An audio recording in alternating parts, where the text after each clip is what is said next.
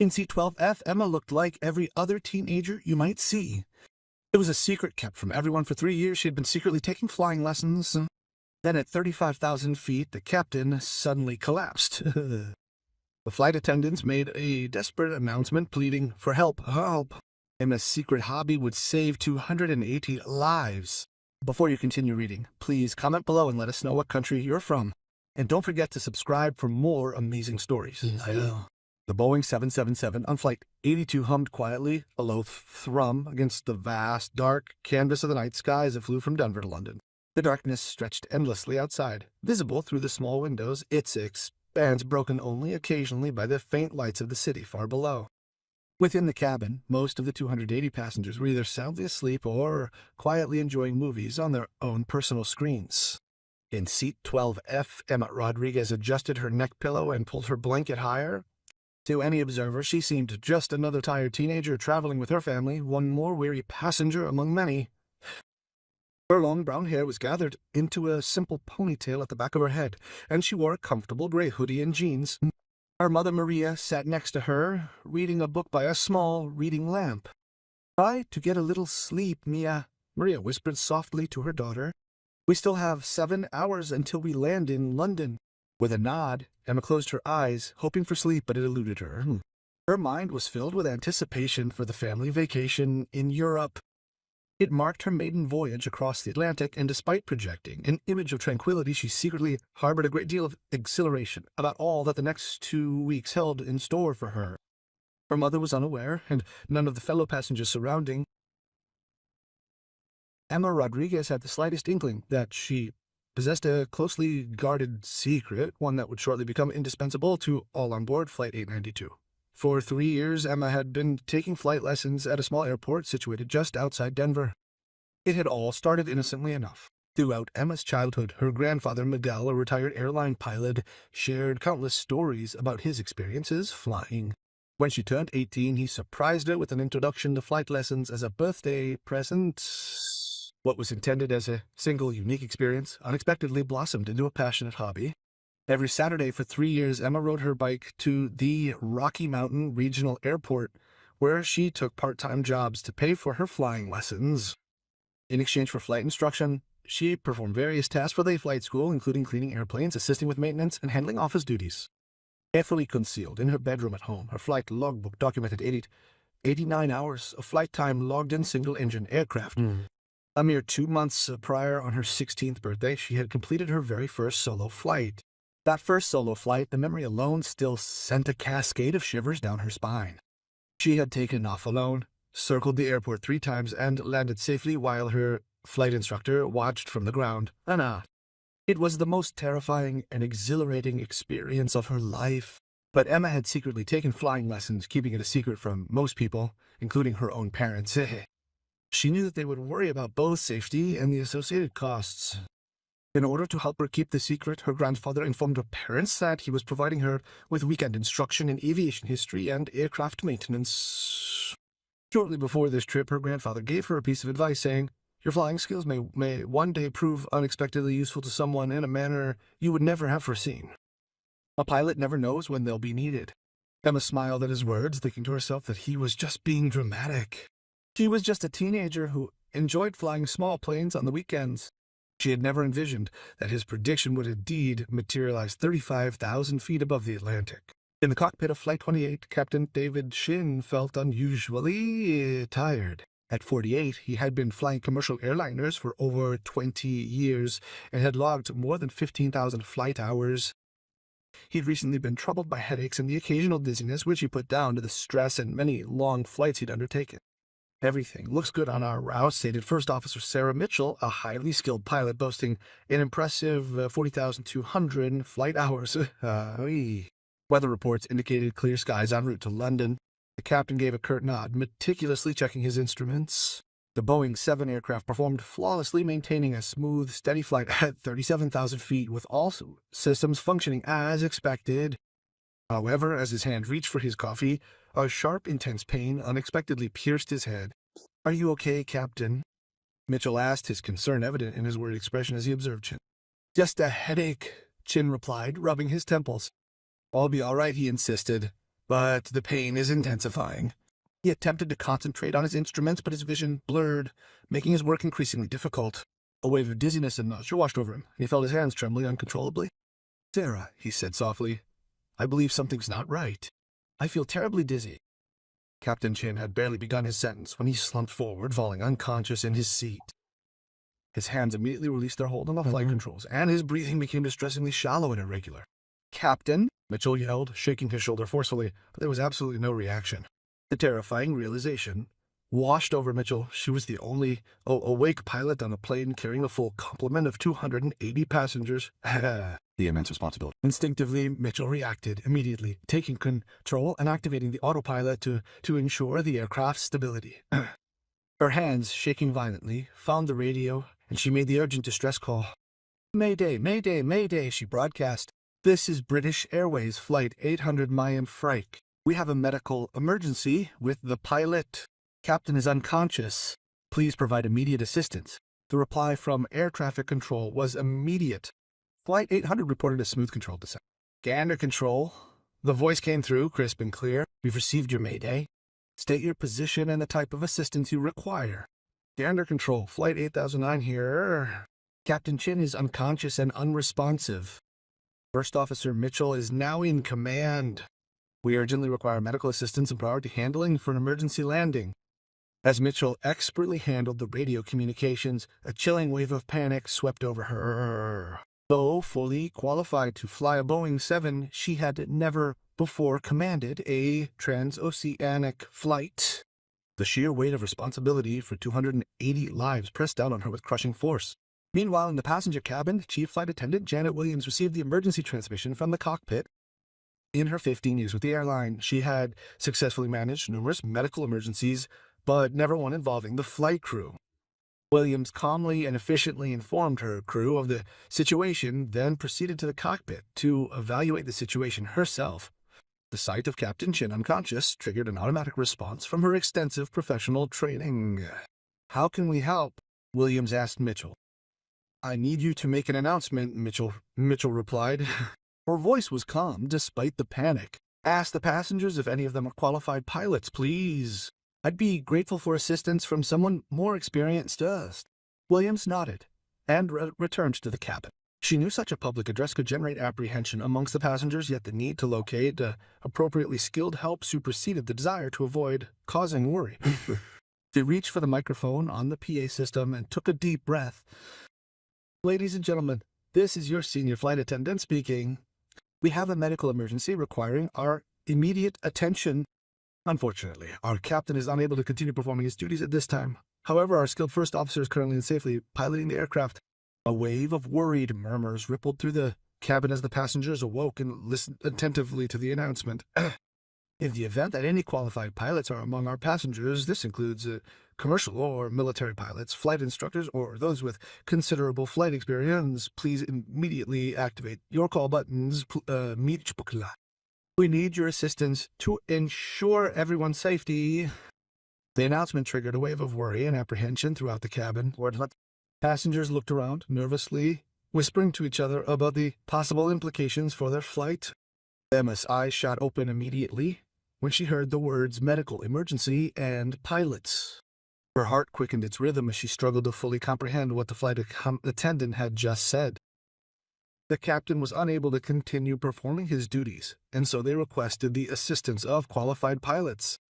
Emma sat up straight, her mind racing. She had taken flying lessons then, but all in small, single-engine planes. She had never in her life even seen the inside of a commercial airliner cockpit, let alone had the experience of flying one herself. But she understood basic flight principles, navigation, and emergency procedures. "Mia, what's going on?" her mother asked, having noticed Emma's sudden alertness. Emma's eyes were glued to the call button above her seat. She felt a strong impulse to heed the call for help, but a deep-seated terror simultaneously overwhelmed her. She was only 16 years old. How on earth was she able to assist in piloting such a gigantic passenger jet? Amidst the anxious chatter and worried glances of the passengers around her, Emma heard the undercurrent of fear. The sight of it, mirrored in the eyes of those fellow travelers, triggered a memory, her grandfather's words about the selfless service expected of pilots. She also remembered all the lessons he'd given her about having courage and being responsible. Mom, Hannah said softly, I have to tell you something. I've been taking flight lessons for 3 years. I know how to fly airplanes. Maria's eyes widened in shock. What, Emma? What are you talking about? Grandpa taught me. I have almost 90 hours of flying experience. I know that this isn't the same as that large airplane, but I understand the mechanics of how airplanes function. Maybe I can help. Before her mother could respond, Emma reached up and pressed the call button. Her hand was shaking, but her resolve was firm. If just the slightest possibility existed of helping all those on board, she was obligated to try. Flight attendant Williams appeared within seconds, as if she had been waiting just around the corner for a reaction to her announcement. Are you a pilot? Williams asked, hopefully.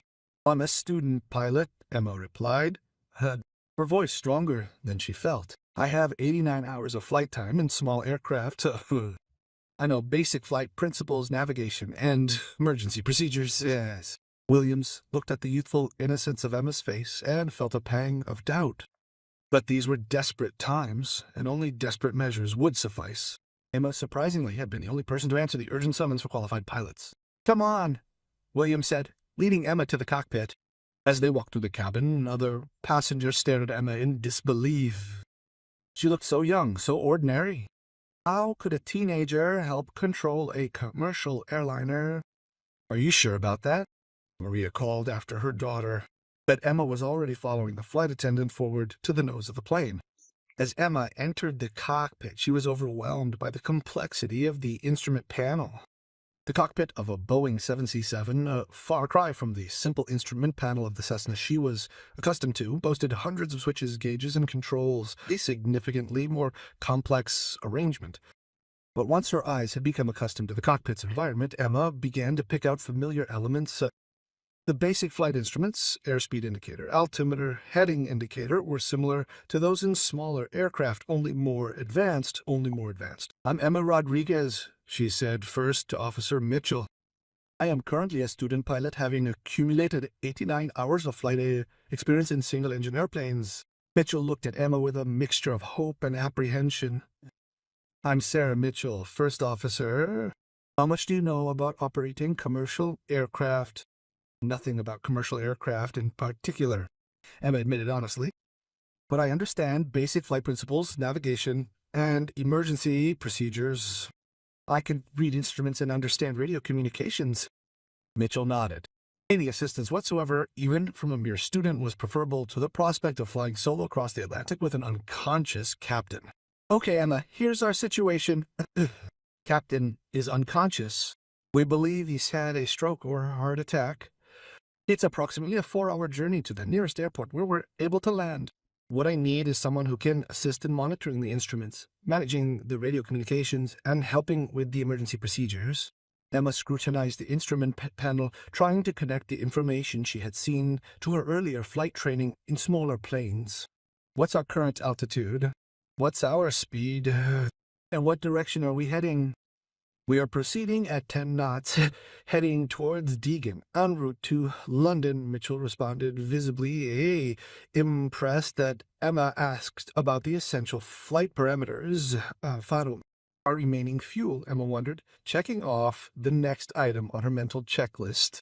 8 hours at current burn rates, Mitchell replied. More than enough fuel to reach London, or should the need arise, to divert to Ireland. With her attention fixed on the technical aspects of flying, Emma felt a part of her pre-flight jitters start to fade away. How can I help? She asked. Mitchell explained that she would be responsible for monitoring certain instruments while he took over primary flight controls and radio communications. It would be Emma's role to instantly recognize and report any and all modifications to engine parameters, fuel flow, or any emerging system warnings. I've never seen such incredibly complex instruments, Emma stated, but I understand the underlying principles. Just show me what I need to observe. For the next hour, Mitchell taught Emma to read the Boeing 7's displays. Emma's rapid learning was evident in her intelligent questioning and her demonstrably solid understanding of fundamental concepts in aviation. You're doing great, Mitchell praised. Your grandfather taught you well. Emma's lips curved into a smile as she pictured Miguel, wishing deeply that he could be here to see her. He had always said that flight skills were universal. It's the same set of principles whether you're flying in a small Cessna or a large Boeing jet. During their overnight flight, Emma and Mitchell worked together to meticulously monitor all of the aircraft's systems and to maintain constant contact with air traffic control.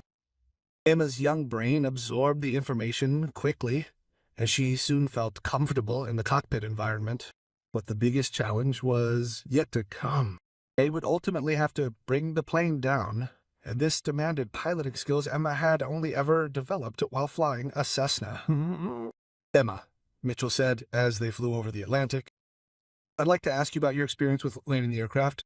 Specifically, have you ever encountered a difficult landing?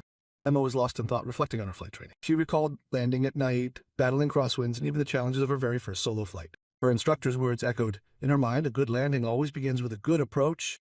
Surely the underlying principles remain consistent, didn't they? The principles are the same, Mitchell confirmed, putting her mind at ease. But the scale is completely different. This plane weighs 300 times more than a Cessna and will be approaching at a much higher speed. With the breaking dawn illuminating the Atlantic, Captain's chin started to show early signs that he was slowly regaining consciousness. Dr. Patricia Lawson, a passenger who had willingly offered her medical expertise to assist, reported that his vital signs were showing signs of stabilization. He's waking up, Doctor announced from behind the pilot's seat, but he is very confused and disoriented, but I don't think he should take control again. Mitchell nodded. Even if Captain Chin were to regain consciousness, it would still be considered unsafe for him to assume control of the aircraft given his present condition. It looks like we're going to get through this together, Mitchell said to Emma. But are you ready to help me land this plane? Emma briefly checked the instrument panel before her eyes were drawn to the stunning sunrise, its vibrant hues illuminating the sky. She thought of her grandfather, the many hours spent on her flying lessons, and all the people relying on her for a safe landing. I'm ready, she said, and she meant it. Air traffic control began giving them vectors for their approach to London Heathrow Airport. With emergency services standing ready, the airport cleared the way for Flight 800 by prioritizing it over all other air traffic. Flight 800 conditions are called London approach underway. Left turn to heading 270 is in progress. Yaites. Descent to 10,000 feet commencing. Visibility is excellent at 10 kilometers, with a cloud base of 3,000 feet. Mitchell confirmed the instructions, initiating the descent towards London. Emma watched the altitude steadily decrease as they descended through the clouds. The instrument panel displayed a constant barrage of information: speed, altitude, heading, engine parameters, fuel flow. It was far more complex than anything she had experienced before, but the basic principles of flight remained the same. Mitchell announced, "There's the airport," as their vehicle broke through the clouds at 3,000 feet. Emma looked out ahead, and there it was, the vast, sprawling complex of London Heathrow Airport. The terrain was marked by numerous runways and landing strips, all displaying clearly visible parallel approach paths. Flight 82, ILS, flight lead cleared, runway 27L. Emergency vehicles were standing by. Mitchell initiated the landing sequence, deploying the landing gear, adjusting the flaps to the correct setting, and then decelerating the aircraft. Emma watched every action, understanding the purpose of each change in configuration. 10 knots was the speed, Emma announced as she carefully checked the instruments. Her rate of descent, 700 feet per minute, exactly as Mitchell had shown her. Perfect, Mitchell replied. You're doing exactly what I need. As they followed the approach path to runway 27 on the left, Emma felt a mixture of fear and excitement. Within the next few minutes, their landing would either be safe, or she was determined not to consider any other outcome. 500 feet above minimum, Emma called out, continuing to monitor their approach. 500 feet of runway in sight, Mitchell reported. The runway was now clearly visible to Emma, a long, expansive strip of concrete that seemed to enlarge in her windshield's view as she got closer. Emergency vehicles were standing by along the sides, ready to respond if needed. 100 feet, 50 feet, 30 feet. Emma called out her altitude as they approached the runway. The main landing gear hit the ground first with a solid thud, followed immediately by the nose gear. They had landed. Mitchell engaged the thrust reversers and firmly applied the brakes, bringing the enormous aircraft to a safe and complete stop on the runway. Flight 82, welcome to London, the tower announced. excellent job." The passengers, realizing they had safely landed, broke into resounding applause that filled the cabin. Emma slumped into her seat, exhausted but triumphant. She just played a crucial role in the safe landing of a passenger plane that had 280 people aboard. "Emma," Mitchell said, extending her hand for a handshake, "you've just proven that courage and knowledge can come from the most unexpected places. Your grandfather would be very proud." Captain Chin, now conscious but still weak, looked at Emma in astonishment. "You're barely a teenager. How did you know how to fly this plane?" Emma offered a simple reply. "My grandfather taught me that flying is simply flying. Whether a plane is small in size or large, the operational principles are always the same. You just have to understand what the plane is telling you and respond accordingly." As the paramedics helped Captain Chin from the aircraft, the passengers began to exit, and quite a few of them took the opportunity to thank Emma personally for her part in the successful and safe landing in London. A businessman who'd been sitting close to Imr's family expressed his disbelief, stating, "I can't believe a 16-year-old saved our lives." Age, Emma replied, is completely irrelevant. The only things that truly matter are the knowledge and the courage to help others. Her voice, despite her youth, held a wisdom that belied her years. Her mother, Maria, waited at the gate, her eyes filled with a mixture of tears and relief. "Mia," Maria cried, her voice thick with emotion, "I can't believe what you've done. I'm incredibly proud of you, but also furious that you kept your flying lessons a secret from me." The embrace between mother and daughter was long and heartfelt. "I'm so sorry, Mom," Emma whispered. "I know I should have told you. But Grandpa always said that sometimes we possess skills we don't even realize we have until the moment we need to use them." The incident surrounding Flight 89 quickly became international news. The story of a 16-year-old schoolgirl who had saved 280 lives by landing a passenger plane in an emergency captivated the world. Her quick thinking and her surprisingly adept application of basic flight knowledge were lauded by experts everywhere. It shows, Captain Robert Turner, a flight instructor for British Airways, stated that the fundamentals of flight are indeed universal, easily transferable, and applicable in diverse circumstances. He added that the event served as a testament to the importance of continuous training and preparation, regardless of one's age or experience level. Her knowledge of basic flight principles, combined with her calm demeanor under pressure, made her a great success. She proved invaluable during the emergency. Emma's flight instructor, located in Denver, received calls from reporters and happily shared his pride in his student. Emma always demonstrated an exceptional understanding of flight principles. She asked smart questions and practiced until she got everything right. It didn't surprise me that she was capable of assisting during the emergency, but Emma displayed remarkable humility concerning her own contribution to the successful emergency landing. First Officer Mitchell should receive all the credit, she stated. Flight tasks were limited to monitoring the instruments and providing supplementary observation. Any competent pilot would have acted similarly. After a 20-week holiday in Europe, Emma and her family returned to their Denver residence. She arrived at the airport to find her grandfather, Miguel, waiting anxiously. Tears welled in his eyes as he rushed to embrace his granddaughter. "I always knew your piloting skills would be useful someday," he said, his voice choked with emotion. "But I never anticipated such a dramatic turn of events." "You were right, Grandpa," Emma replied, a smile touching her lips. "You always said a pilot never knows when they'll be called upon to help others. I never thought it would happen while I was a passenger on someone else's plane."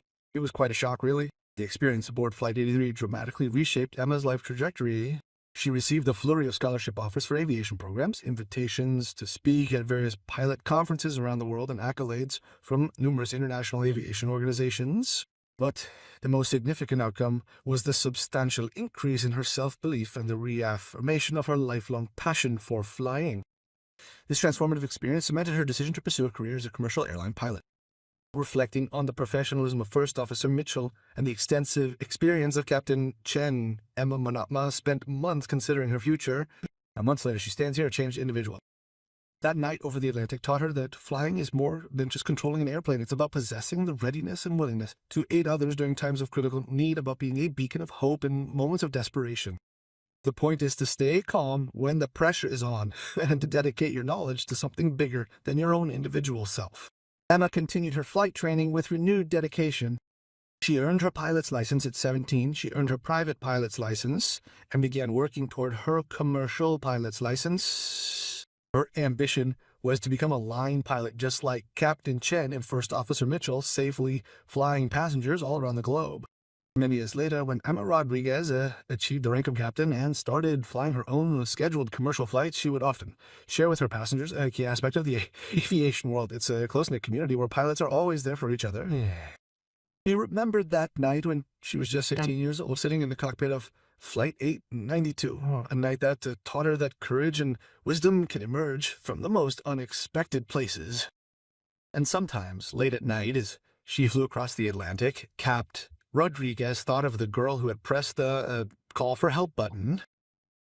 She remembered her grandfather's lesson. A pilot never knows when he will be called upon to help others. Yet when the time comes, he must be fully prepared to answer the summons. The tale of Flight 899 became a legend among aviation professionals, a powerful testament to the fact that when the situation calls for it, heroes can appear from anywhere, from in any walk of life. She proved that while age and experience are valuable assets, they are not the sole qualifications for demonstrating courage and serving others. 16-year-old Emma Rodriguez played a crucial role in the safe landing of a passenger jet. At that pivotal moment, hanging between the earth and the heavens, she displayed the genuine spirit of aviation, the readiness to dedicate one's capabilities, however constrained they might be, to offer help to others facing their utmost crisis. Girl in seat 12F had become a hero. It wasn't her superior qualifications that made her the right person. Rather, it was her willingness to step up and offer help when it was desperately needed, as she was the only one who did so. And in the process, she saved 280 lives and inspired countless others to pursue their own dreams of flying. Flight 899 had taken off from Denver with 280 passengers and crew. The aircraft landed in London with 280 passengers and crew members, including a new pilot who had found her true vocation soaring among the clouds. Emma stood in the cockpit of a small Chesapeake 172 at Rocky Mountain Regional Airport, but everything felt different now. The same instrument panel, the same which she had trained for 3 years, seemed trivial compared to the complex Boeing 707 systems she had operated over the Atlantic. Ready for your commercial pilot's license training, almost as easy as that? Asked her instructor, Captain Mike Stevens, who had followed Emma's story since the Flight 800 incident. Emma nodded, her head bobbing slightly, but her mind wandered back to that night 6 months prior. The media attention had been overwhelming at first. News crews had camped outside her home for weeks. Aviation magazines wanted to conduct interviews. Flight schools offered scholarships. Even the president had called to congratulate her. But what meant the most to Emma was the letter she received 3 months after the emergency landing from First Officer Sarah Mitchell. By this point, Mitchell had been promoted to captain and was now flying her own routes for British Airways. Dear Emma, the letter commenced, I wish for you to know that your actions on that night have created a permanent shift in my perception of the entire field of aviation. You demonstrate that flying encompasses far more than the mere observance of regulations. It's about having the courage to step in when others need help. You have shown wisdom and maturity that many pilots with thousands of flight hours do not possess. I hope you continue to pursue your aviation dreams. The industry needs more pilots like you. Emma stored this letter in her flight bag, consulting it frequently, whenever the constant attention proved too much or when doubts about her future career in aviation clouded her mind. The months following the incident brought unexpected challenges. Some people questioned whether a 16-year-old should have been in the cockpit at all. An investigation was launched by aviation authorities to determine whether the correct procedures were fully and properly followed. Critics argued that allowing an unlicensed underage individual to assist with the operation of a passenger plane constituted a dangerous and potentially reckless precedent. The regulations exist for a reason, an aviation expert told reporters. Emma, even if the outcome in this case was positive, cannot encourage untrained individuals to take control of a commercial aircraft regardless of their good intentions. Emma understood these concerns.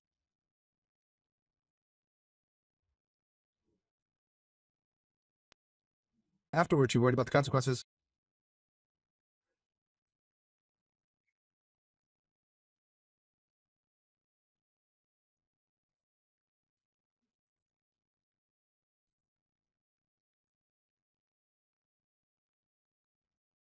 She assisted A qualified pilot who was flying solo in an emergency situation, her knowledge of basic flight principles and her calm demeanor under pressure were exactly what First Officer Mitchell needed, and sometimes an extra pair of trained eyes is more valuable than another licensed pilot. Captain Chin himself had defended Emma's actions during his recovery. For 20 years, I've been a pilot, and during that time, I've seen pilots with thousands of flight hours panic in situations that were far less demanding. Emma remained calm, followed instructions, and provided valuable assistance. She didn't try to be something she wasn't. She used the skills she had to help others always. That's what good pilots do. Following a thorough investigation, aviation authorities concluded that First Officer Mitchell's decision to accept assistance from a passenger possessing flight training in the emergency was entirely justified. The report's findings indicated that Emma remained without control of the aircraft and that all tasks she performed were within the scope of her established capabilities. Instead, she had served as an additional crew member working under Mitchell's direct supervision. With each step forward in her flight training, Emma began to comprehend the truly complex and multifaceted nature of what had transpired that night. She came to understand the vast extent of her unfamiliarity with commercial aviation systems, procedures, and regulations. The experience had given her enormous confidence, but it had also shown her how much she still had to learn. In a lecture delivered to a group of young aviation students, Emma shared a striking analogy. Flying a Boeing 707 felt like playing a piano symphony, a feat far removed from her earlier experience of playing only basic musical pieces. I could read the music and understand the basic principles, but I still had so much to learn about the instrument itself. Her grandfather, Miguel, had become something of a celebrity in his own right after the Flight 8 mean tweet story. The aviation journalists were keen to speak with the man who had provided their teenage heroine with flight instruction. Miguel handled the attention with characteristic modesty. To a reporter, he explained that he'd taught Emma the essential skills of flying, but the courage, the wisdom, and the selfless willingness to help others that she showed that night were clearly indicative of her own strong character. One can certainly train a person to fly a plane. However, the ability to summon the courage in moments of truth remains something one cannot teach. Emma's relationship with her parents had also evolved. The secret flying lessons had, at first, created some tension within the family.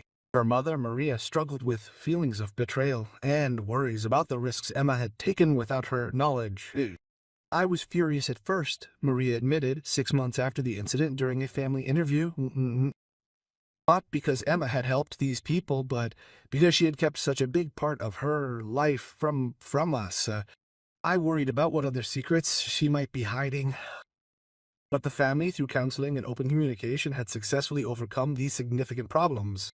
Carlos, Emma's father, had been working overseas when the Flight 800 incident occurred. Returning home, he found his daughter completely transformed, no longer a typical teenager, but a young woman with a strikingly clear sense of purpose in her life.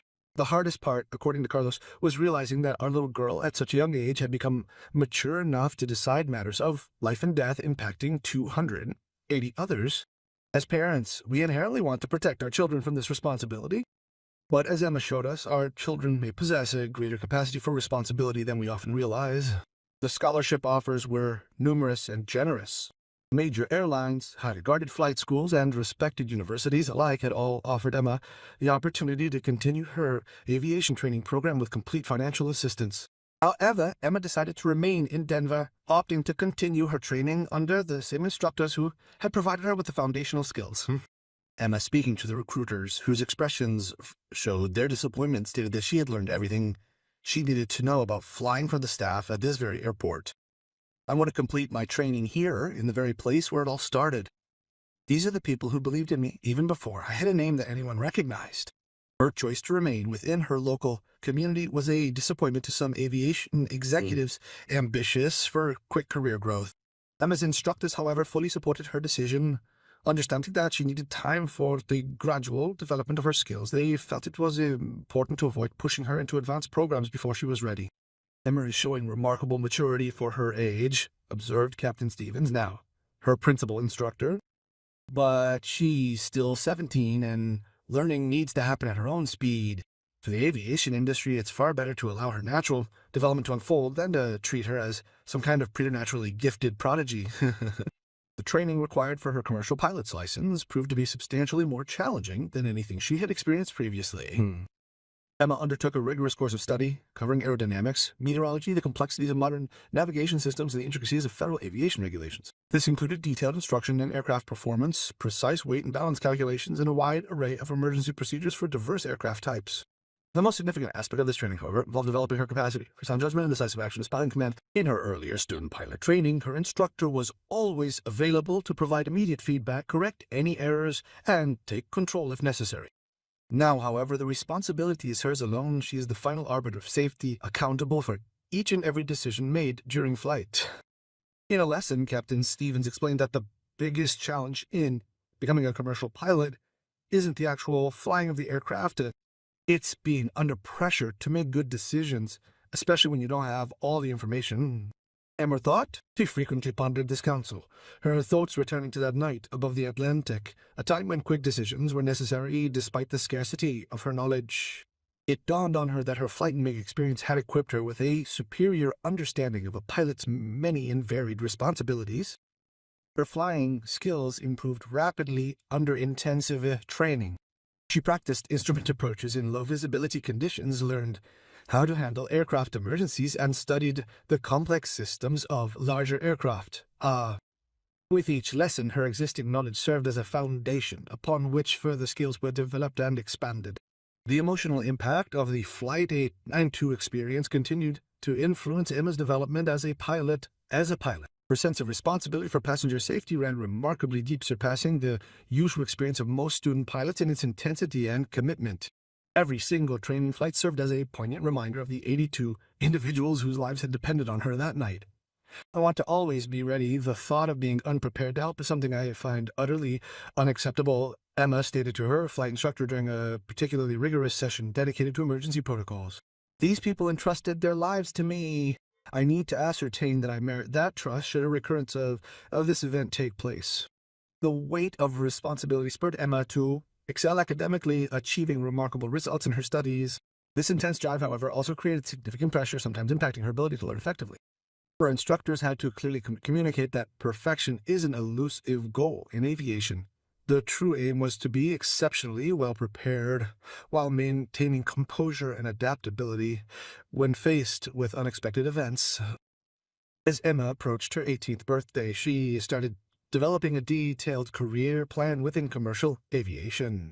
Several airlines had expressed keen interest in employing her as soon as she finished her training and met the necessary experience qualifications. Her captivating story had transformed her into a prominent figure among aspiring pilots. Yet Emma prioritized the fundamentals of aviation, choosing to focus on honing her skills rather than allowing her newfound celebrity status to distract her. She understood that her experiences in the aviation field had opened up considerable opportunities. However, she also realized that her ultimate success depended entirely on her technical expertise, professional conduct, and unwavering commitment to safety standards. That night over the Atlantic was just the beginning. Emma reflected in a quiet moment at the airport where her aviation career began. She showed me what I wanted to do with my life, but now I have to put in the work to earn the right to do it professionally. Her grandfather, Miguel, though now in his 70s, remained as sharp and energetic as ever, proving to be her strongest supporter and wisest advisor. He had been observing his granddaughter's development, watching her transform from an eager 13-year-old girl, taking her first flying lesson, into a young woman with a clear and defined vision for her future. The single most crucial thing, Miguel remarked during one of their customary airport meetings that he had taught Emma, was not the art of flying an airplane. One understood that the job of a pilot inherently centers on serving others. All the rest, the technical skills, the procedures, and the specific regulations, function solely as tools to achieve that higher goal. As Emma contemplated her future career in aviation, she carried the weight of the lessons learned during those terrifying but thrilling hours on Flight 82. The ordeal had been a crucible, forging within her a new understanding of courage. She realized that courage isn't simply the lack of fear, it's the resolute decision to act despite feeling afraid when others needed help. The young woman, a striking transformation from the girl who pressed that night's call button, had come to fully appreciate the true significance of aviation. Not only the mechanics of flight itself, but also the immense responsibility inherent in the extraordinary privilege of ensuring the safe passage of people through the skies.